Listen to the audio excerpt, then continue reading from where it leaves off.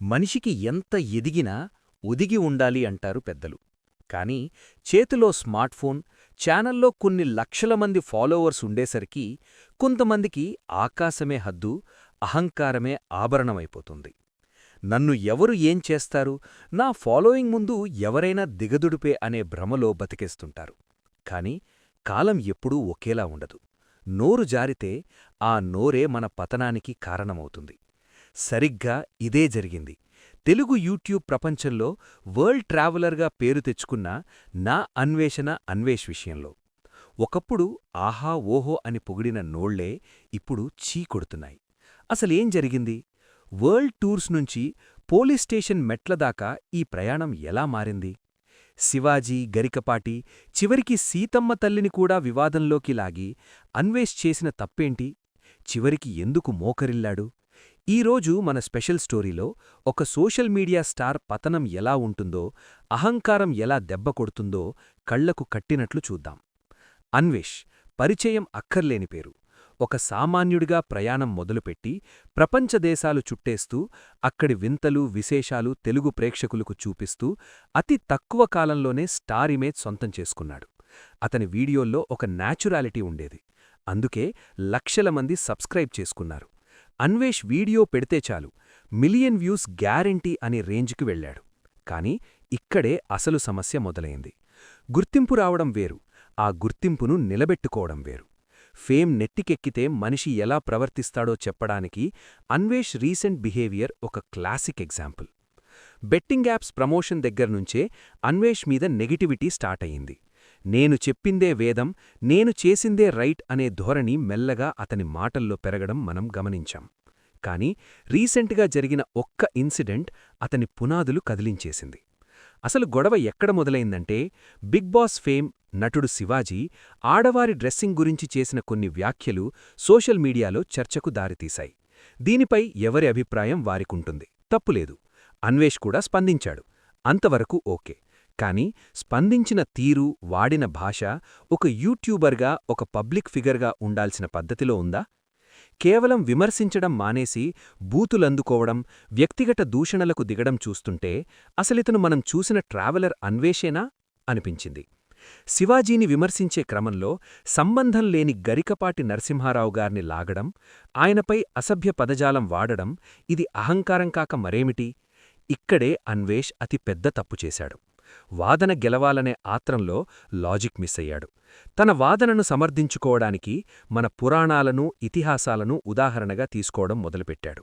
సీతమ్మ తల్లిని, ద్రౌపదిదేవిని, కీచకుడిని, రావణాసురుణ్ణి, సైంధవుణ్ణి పోల్చుతూ అతను చేసిన విశ్లేషణ హిందూ సమాజాన్ని నివ్వెరపోయేలా చేసింది.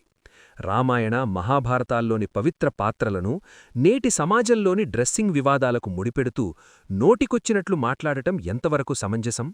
నేను ఏం మాట్లాడినా చూస్తారు, నా ఫాలోవర్స్ నన్ను వెనకేసుకుంటారు అనే ఓవర్ కాన్ఫిడెన్స్ ఇక్కడ స్పష్టంగా కనిపించింది.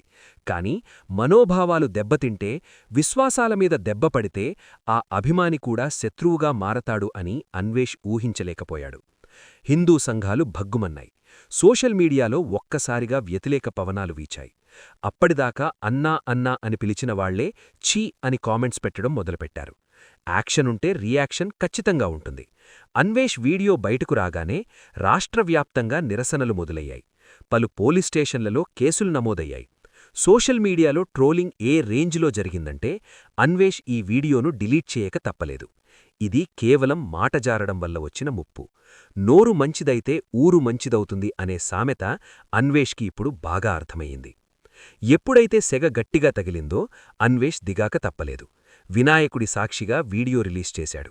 సీతమ్మకు, ద్రౌపదిదేవికి, శివాజీకి, గరికపాటిగారికి, హిందూ సంఘాలకు క్షమాపణలు చెప్పాడు.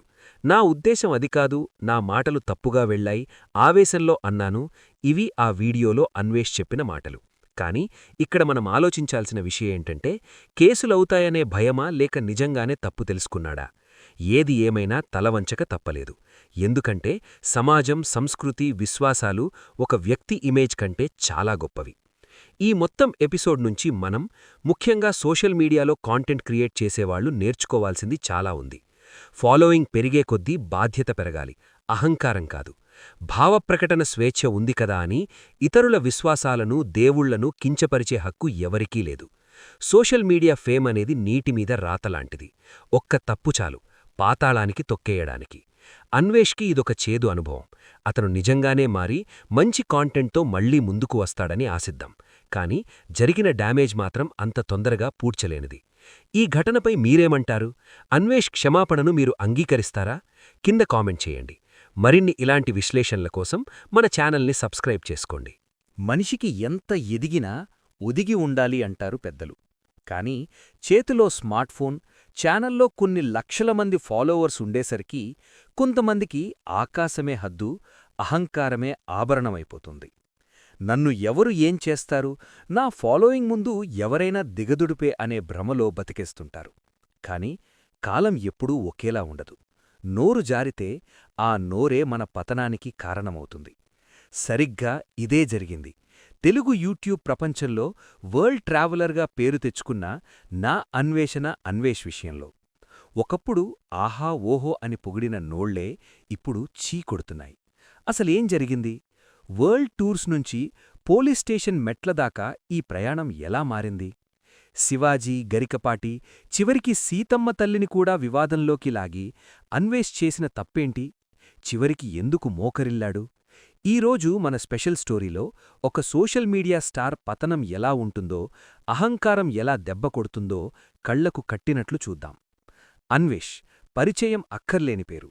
ఒక సామాన్యుడిగా ప్రయాణం మొదలుపెట్టి ప్రపంచదేశాలు చుట్టేస్తూ అక్కడి వింతలు, విశేషాలు తెలుగు ప్రేక్షకులకు చూపిస్తూ అతి తక్కువ కాలంలోనే స్టార్ ఇమేజ్ సొంతం చేసుకున్నాడు. అతని వీడియోల్లో ఒక న్యాచురాలిటీ ఉండేది. అందుకే లక్షల మంది సబ్స్క్రైబ్ చేసుకున్నారు. అన్వేష్ వీడియో పెడితే చాలు మిలియన్ వ్యూస్ గ్యారెంటీ అనే రేంజ్కి వెళ్లాడు. కాని ఇక్కడే అసలు సమస్య మొదలైంది. గుర్తింపు రావడం వేరు, ఆ గుర్తింపును నిలబెట్టుకోవడం వేరు. ఫేమ్ నెట్టికెక్కితే మనిషి ఎలా ప్రవర్తిస్తాడో చెప్పడానికి అన్వేష్ రీసెంట్ బిహేవియర్ ఒక classic example. Betting apps promotion దగ్గర్నుంచే అన్వేష్ మీద నెగిటివిటీ స్టార్ట్ అయింది. నేను చెప్పిందే వేదం, నేను చేసిందే రైట్ అనే ధోరణి మెల్లగా అతని మాటల్లో పెరగడం మనం గమనించాం. కాని రీసెంట్గా జరిగిన ఒక్క ఇన్సిడెంట్ అతని పునాదులు కదిలించేసింది. అసలు గొడవ ఎక్కడ మొదలైందంటే, బిగ్ బాస్ ఫేమ్ నటుడు శివాజీ ఆడవారి డ్రెస్సింగ్ గురించి చేసిన కొన్ని వ్యాఖ్యలు సోషల్ మీడియాలో చర్చకు దారితీశాయి. దీనిపై ఎవరి అభిప్రాయం వారికుంటుంది, తప్పులేదు. అన్వేష్ కూడా స్పందించాడు. అంతవరకు ఓకే. కాని స్పందించిన తీరు, వాడిన భాష ఒక యూట్యూబర్గా, ఒక పబ్లిక్ ఫిగర్గా ఉండాల్సిన పద్ధతిలో ఉందా? కేవలం విమర్శించడం మానేసి బూతులందుకోవడం, వ్యక్తిగత దూషణలకు దిగడం చూస్తుంటే అసలితను మనం చూసిన ట్రావెలర్ అన్వేషేనా అనిపించింది. శివాజీని విమర్శించే క్రమంలో సంబంధం లేని గరికపాటి నరసింహారావు గారిని లాగడం, ఆయనపై అసభ్య పదజాలం వాడడం, ఇది అహంకారం కాక మరేమిటి? ఇక్కడే అన్వేష్ అతి పెద్ద తప్పు చేశాడు. వాదన గెలవాలనే ఆత్రంలో లాజిక్ మిస్ అయ్యాడు. తన వాదనను సమర్థించుకోవడానికి మన పురాణాలను, ఇతిహాసాలను ఉదాహరణగా తీసుకోవడం మొదలుపెట్టాడు. సీతమ్మ తల్లిని, ద్రౌపదిదేవిని, కీచకుడిని, రావణాసురుణ్ణి, సైంధవుణ్ణి పోల్చుతూ అతను చేసిన విశ్లేషణ హిందూ సమాజాన్ని నివ్వెరపోయేలా చేసింది. రామాయణ, మహాభారతాల్లోని పవిత్ర పాత్రలను నేటి సమాజంలోని డ్రెస్సింగ్ వివాదాలకు ముడిపెడుతూ నోటికొచ్చినట్లు మాట్లాడటం ఎంతవరకు సమంజసం? నేను ఏం మాట్లాడినా చూస్తారు, నా ఫాలోవర్స్ నన్ను వెనకేసుకుంటారు అనే ఓవర్ కాన్ఫిడెన్స్ ఇక్కడ స్పష్టంగా కనిపించింది. కాని మనోభావాలు దెబ్బతింటే, విశ్వాసాల మీద దెబ్బపడితే ఆ అభిమాని కూడా శత్రువుగా మారతాడు అని అన్వేష్ ఊహించలేకపోయాడు. హిందూ సంఘాలు భగ్గుమన్నాయి. సోషల్ మీడియాలో ఒక్కసారిగా వ్యతిరేక పవనాలు వీచాయి. అప్పటిదాకా అన్నా అన్నా అని పిలిచిన వాళ్లే ఛీ అని కామెంట్స్ పెట్టడం మొదలుపెట్టారు. యాక్షనుంటే రియాక్షన్ ఖచ్చితంగా ఉంటుంది. అన్వేష్ వీడియో బయటకు రాగానే రాష్ట్రవ్యాప్తంగా నిరసనలు మొదలయ్యాయి. పలు పోలీస్ స్టేషన్లలో కేసులు నమోదయ్యాయి. సోషల్ మీడియాలో ట్రోలింగ్ ఏ రేంజ్లో జరిగిందంటే అన్వేష్ ఈ వీడియోను డిలీట్ చేయక తప్పలేదు. ఇది కేవలం మాటజారడం వల్ల వచ్చిన ముప్పు. నోరు మంచిదైతే ఊరు మంచిదవుతుంది అనే సామెత అన్వేష్కి ఇప్పుడు బాగా అర్థమయ్యింది. ఎప్పుడైతే సెగ గట్టిగా తగిలిందో అన్వేష్ దిగాక తప్పలేదు. వినాయకుడి సాక్షిగా వీడియో రిలీజ్ చేశాడు.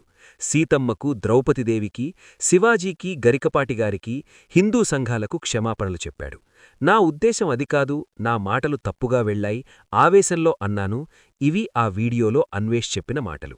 కానీ ఇక్కడ మనం ఆలోచించాల్సిన విషయేంటంటే, కేసులవుతాయనే భయమా లేక నిజంగానే తప్పు తెలుసుకున్నాడా?